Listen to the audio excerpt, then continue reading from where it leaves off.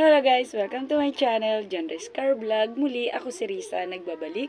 At ang topic natin ngayon ay magkano makukuha sa SSS miscarriage o nakunan. So guys, magandang topic to. Pero guys, kung bago ka pa lang sa channel ko, don't forget to like, share, comment, and subscribe. Pakiclick na rin ang bell, then select all para updated kayo sa latest video na i-upload ko. So guys, sa video na ito ay malalaman nyo kung paano mag-compute ng SSS maternity sa miscarriage o nakunan. So ibang ano na naman to, 'di ba? Nakunan naman siya. So ito kasi guys ay yung related to sa aking nilabas na video, yung pangalawa nito, ganun. Yun yung ectopic pregnancy. So guys, malalaman nyo rin yung kung magkano ang kanyang nakuha. Yan. Malalaman nyo kung paano niya nilakad, ganyan. So guys, eto na. Start na po tayo. Sa computation guys, ng mga nakunan ay pareho din po sa normal delivery at mga cesarean. So, eto na po tayo. Number 1, I know the delivery date. So, ang delivery date niya guys ay March 30, 2024. So, pangalawa know the quarter of your delivery. So, meron tayong first quarter, second quarter, third quarter, hanggang fourth quarter. So, familiar na ba kayo nito guys? First quarter, ito yung January, February, March. Second quarter, ito yung April, May, June. Third quarter, July, August, September.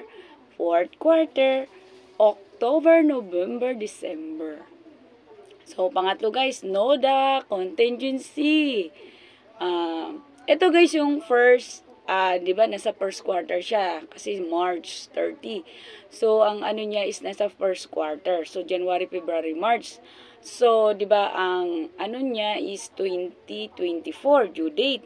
So, mag-back tayo ng previous year. So, pasok siya kasi nga, pagsasamahin natin ang October, November. So, ang first at saka fourth quarter. So, pag pinagsama natin yon October, November, December, January, February, March, yun yung contingency niya. So, ito na guys, count naman tayo ng 12 months para doon pipiliin yung malalaking hulog. So, start po tayo ng October, November, December 2022. So, tandaan nyo po 2022. Then, January, February, March, April, May, June, July, August, hanggang September. Ito yun, 12 months na. 2023 naman yun. So, pasok ang 2022 niya guys. Ako kung pipiliin. So, ito na nga guys ay maghanap na tayo ng 6 na malalaking hulog. Tapos yun naman, kung halimbawa pare-pareho lang, halimbawa is katulad nun sa akin nung nabuntis ako 2,400. So, titingnan pa natin sa SSS contribution table. At ita-times naman natin sa 6. So, kung pareho naman lahat. So, ito na. Dito naman tayo guys sa pinasa niya na galing na mismo sa SS portal niya. So, ito guys ay bago lang kasi siyang nagko-contribute. So, meron lang siyang 16 contribution. At saka, medyo bata pa po kasi talaga itong natin yung nakunan. So, kasama ko po kasi ito guys sa trabaho. So, ang inano sa kanya guys ay nagsimula siyang, ang kinuha sa kanya is 5 months lang. So, ito na November 2022, 11,500. December 2022, 10,000. January 2023, 10,500. February 2023, 9,500. At yung March 2023, 6,500. So guys, 5 months lang ang nakuha sa kanya since siguro wala pa siyang, bago lang kasi siya sa trabaho. Then, diba, nag-stop din yun ng pandemic ang hulog. Kaya, yan lang po ang nakuha sa kanya. Then guys, ito kasi nasa portal na ito. So, hindi na natin siya ita-time sa either kundi i-add na lang natin. So, kung i-add natin yung 5 months na yun guys, ay umabot siya ng 48,000. So, ito naman, para makuha naman natin ang daily allowance natin, ay i-divide naman natin siya sa 180 days. Ito yung SSS standard.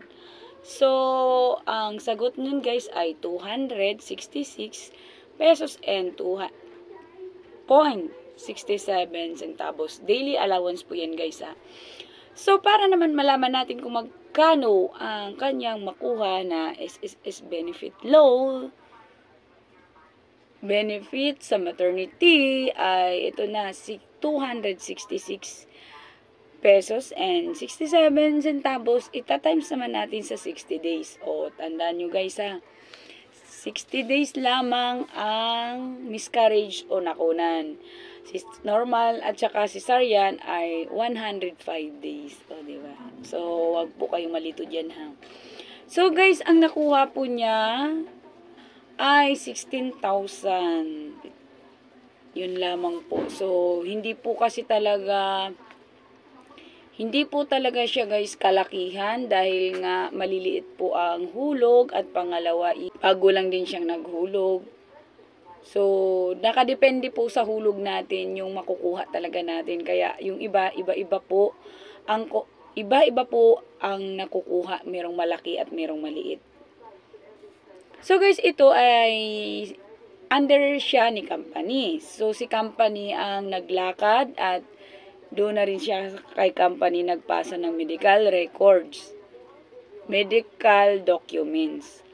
So ang natanggap po niya nito guys ay cheque at pinapalitan naman po sa video.